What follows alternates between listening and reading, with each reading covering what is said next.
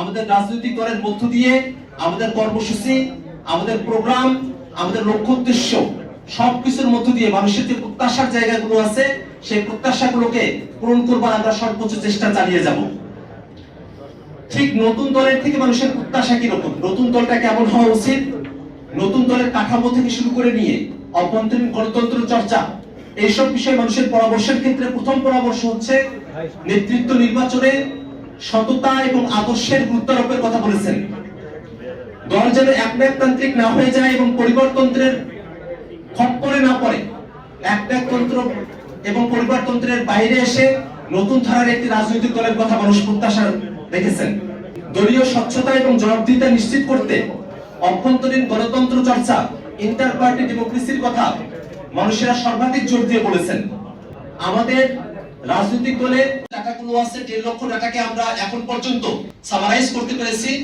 সারা দেশ থেকে 50,000-এরও অধিক অফলাইন ডাটা আমাদের কাছে এসেছে। এখনো আমরা সেগুলো এন্ট্রি করছি, সেগুলো করার পরে আমরা পূর্ণাঙ্গ তথ্য আপনাদেরকে উপস্থাপন করতে পারবো।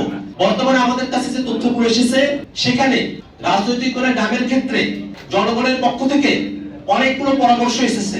সেই পরামর্শগুলোর মধ্যে রয়েছে রাজনৈতিক দলের নাম হতে পারে জনতার দল, নতুন বাংলাদেশ পার্টি, বিপ্লবী দল, নাগরিক শক্তি, ছাত্র জনতা পার্টি, বাংলাদেশ বিপ্লবী পার্টি, রিপাবলিক পার্টি, জাতীয় শক্তি সহ প্রায় 30টির অধিক নাম বেশি বেশি ঘুরে ফিরে মানুষের কাছ থেকে আমাদের কাছে এসেছে। আমরা এই নামগুলো পর্যালোচনা করছি এবং আমরা আমাদের আত্মপ্রকাশের আগেই আমরা আশাবাদী যে আমরা আপনাদেরকে ঠিক কোন নামটা আমরা গ্রহণ করছি সে নামটা আপনাদেরকে জানাতে পারবো। সংগ্রাম, উন্নয়ন ও ঐক্যের প্রতীক যেন আমাদের দলীয় প্রতীকে ফুটে ওঠে তেমন পরামর্শ মানুষ দিয়েছেন।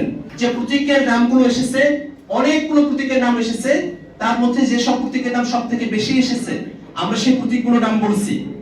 জাতীয় প্রতীক যেগুলো আছে সেই প্রতীকগুলোর কথা সব থেকে বেশি এসেছে। উদীয়মান সূর্য, কলম, বই, গাছ, মুষ্টিবদ্ধ হাত সহ আর অসংখ্য পরামর্শ এসেছে। আমরা সকলের সঙ্গে আলাপ আলোচনা করে আমরা আমাদের এই যখন রাজনৈতিক দল গঠন প্রক্রিয়া শেষ হওয়ার পরে আমরা যখন নিবন্ধনের কার্যক্রমের সঙ্গে যুক্ত হব তখন আমরা ফাইনালি ঠিক করব যে আমাদের দলের প্রতীক মার্কা কি হতে পারে। সম্মানিত সাংবাদিক বন্ধুগণ এবং উপস্থিত ছাত্র জনতা, বাংলাদেশের তারুণ্যের হাত ধরে জনগণের হয়ে, জনগণের পক্ষে, জনগণের সংশ্লিষ্টতা নিয়ে সংঘবদ্ধতার ভিত্তিতে যে নতুন রাজনৈতিক দলের আত্মপ্রকাশ হতে যাচ্ছে, সে নতুন রাজনৈতিক দলের কাছে আপনাদের যে প্রত্যাশাগুলো আছে সেগুলো আমাদেরকে জানাবেন। আমরা চেষ্টা করব তারুণ্যের হয়ে সেই প্রত্যাশাগুলোকে বাস্তবে রূপান্তরিত করতে যে ধরনের পদক্ষেপ, কর্মসূচি এবং কার্যক্রমের মধ্য দিয়ে আমাদেরকে যেতে হয় আমরা তার সর্বোচ্চটাই আপনাদের সামনে উপস্থাপন করবার চেষ্টা করব। এই সংবাদ সম্মেলনে আপনার জন্য নতুন বাংলাদেশ কর্মসূচির জনমত জরিপের সারসংক্ষেপ উপস্থাপন করা হলো। আমরা আশাবাদী শীঘ্রই আমরা এই জরিপের পুঙ্খানুপুঙ্খ যে তথ্যগুলো আছে সেগুলো আপনাদের সামনে উত্থাপন করতে পারবো।